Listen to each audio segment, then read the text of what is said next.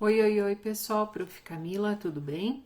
Hoje a gente vai ver um pouquinho sobre a classificação dos seres vivos. Como é que os seres vivos estão organizados, né? Porque a vida nossa, ela é de alguma forma sempre organizada. Por exemplo, se vocês forem num supermercado, os produtos do supermercado, eles estão sempre organizados, né? A gente nunca vai, por exemplo, encontrar no mercado o sal junto com o papel higiênico. Por quê? Porque eles são de setores diferentes.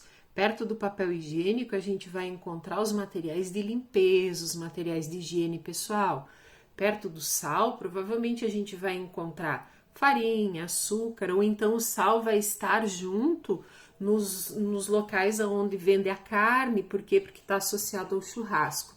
E isso facilita a nossa vida, né? Porque a gente pode ir em qualquer supermercado, de qualquer lugar, e os produtos eles vão estar agrupados dentro, respeitando, né? Os mesmos padrões, os mesmos níveis de organização. E isso não é diferente com os seres vivos.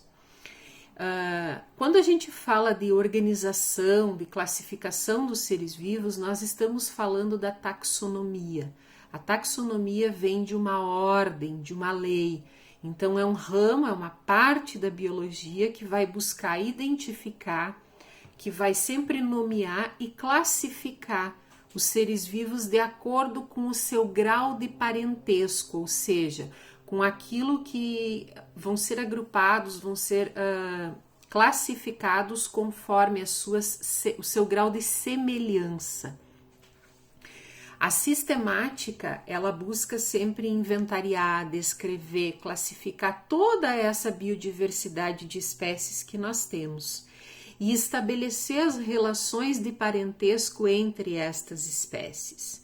Então, enquanto a taxonomia vai buscar descrever a classificação das espécies, a filogenia dentro da sistemática vai buscar estabelecer as relações evolutivas que existem entre estes organismos. E qual que é o objetivo da sistemática? Por que é importante a gente classificar os seres vivos, né? Porque é justamente isso, para a gente poder agrupar, para a gente poder descrever e poder entender como é que as espécies elas evoluíram.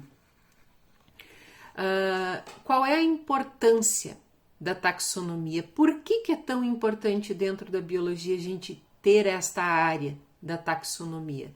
Porque imaginem a seguinte situação, né? Nós temos uma variedade muito grande de idiomas muito diferentes. Então foi preciso padronizar uma linguagem para os seres vivos.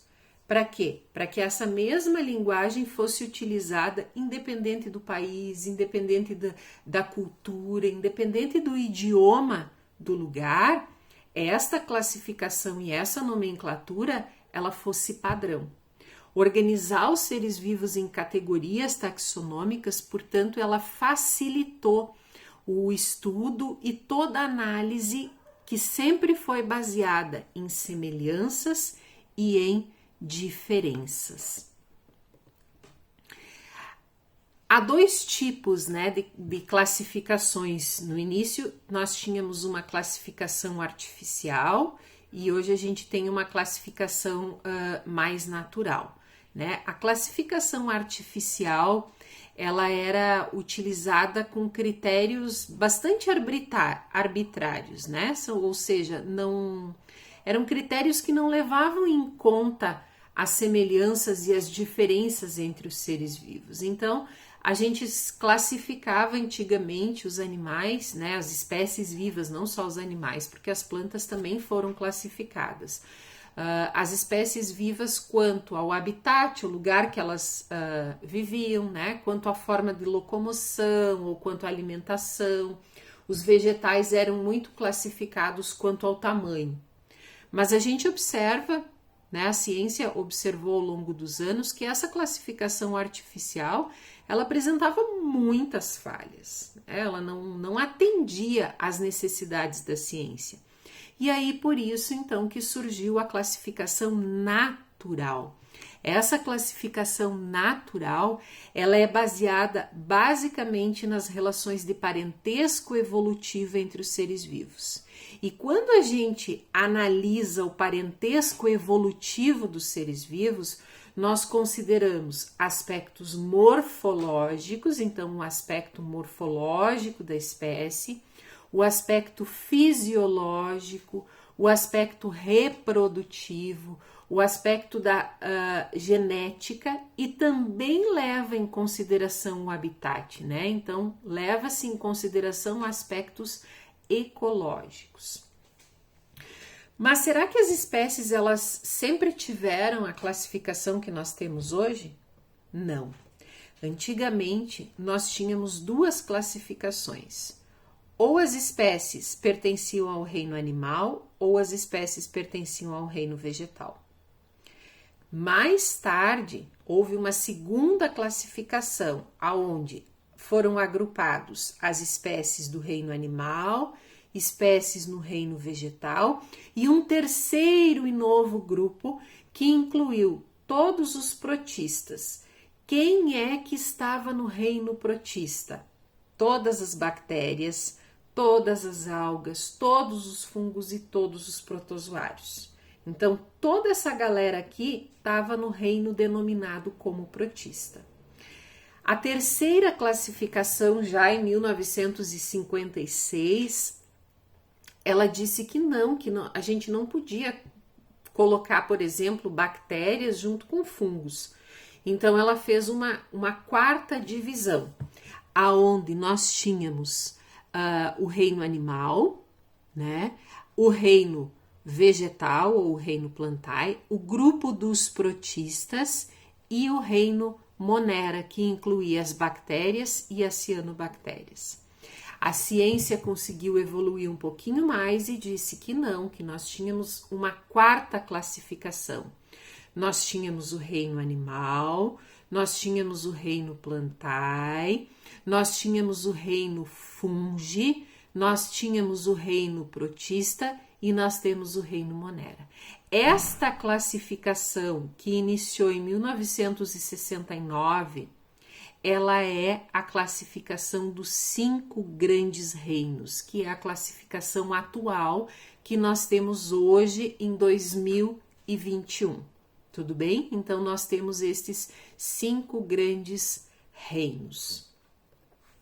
Em 1758, Carl von Linné, popularmente conhecido como Linneu, ele apresentou 5 categorias taxonômicas: reino, classe, ordem, gênero e espécie.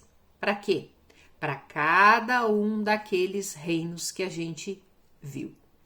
As categorias filo, família e domínio, elas foram criadas posteriormente. E hoje a gente sabe que ainda a gente tem o superfilo, subfilo, superfamília, subfamília.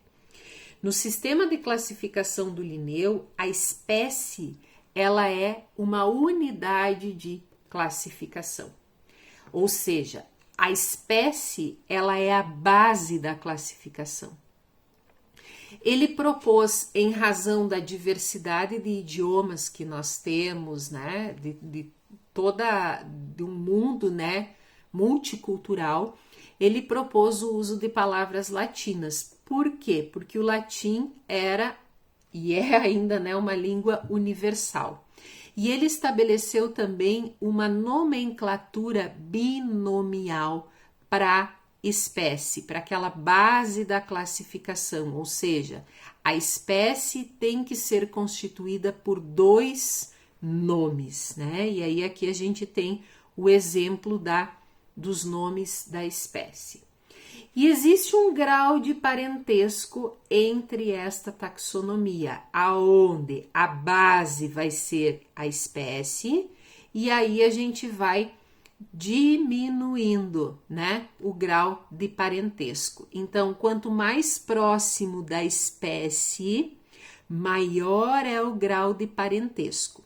Espécie, gênero, família, ordem, classe, filo e reino. O reino é o mais amplo.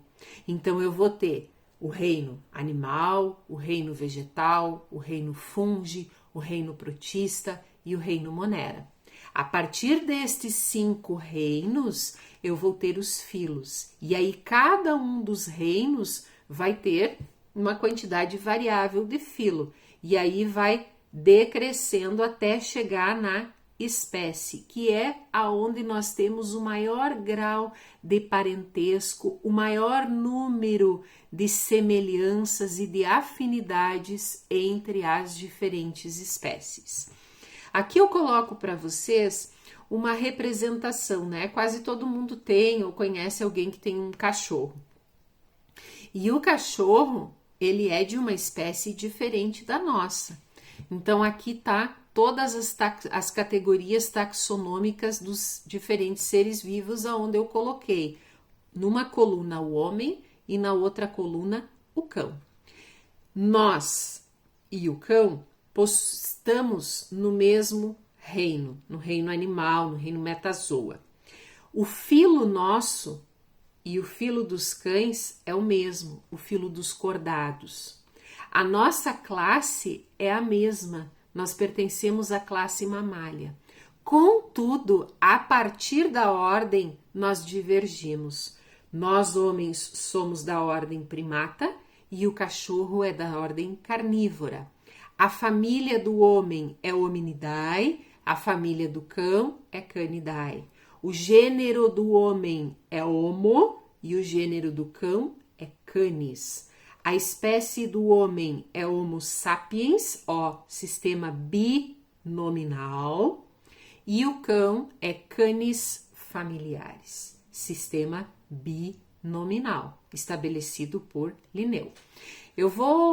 Coloquei aqui para vocês uma frase para vocês tentarem lembrar desta ordem aqui das categorias taxonômicas. Reino, raio, filo, forte, classe, caiu, ordem, ontem, família, fazendo, gênero, grande, espécie, estrago. Então, sempre lembrem, raio forte caiu ontem fazendo um grande estrago, para lembrar a ordem do mais amplo para o mais específico, certinho? Aqui tem outro exemplo, né, onde a gente tem o sistema binominal, um nome de um gênero e o do epíteto específico, aonde o gênero é o conjunto de espécies semelhantes e o epíteto específico é o termo que vai designar a espécie.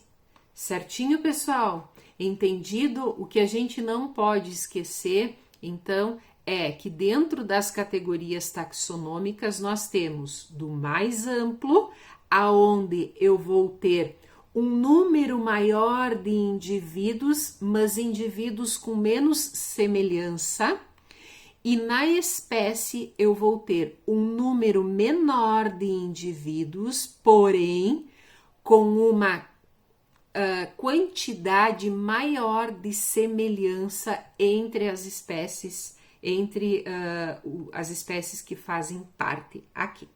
Tudo bem? Certinho? Sistema binominal, sempre para espécie. E aí, no próximo vídeo, a gente vai dar uma olhadinha como é que a gente escreve estes nomes aqui. Beijinho, beijoca, até o próximo.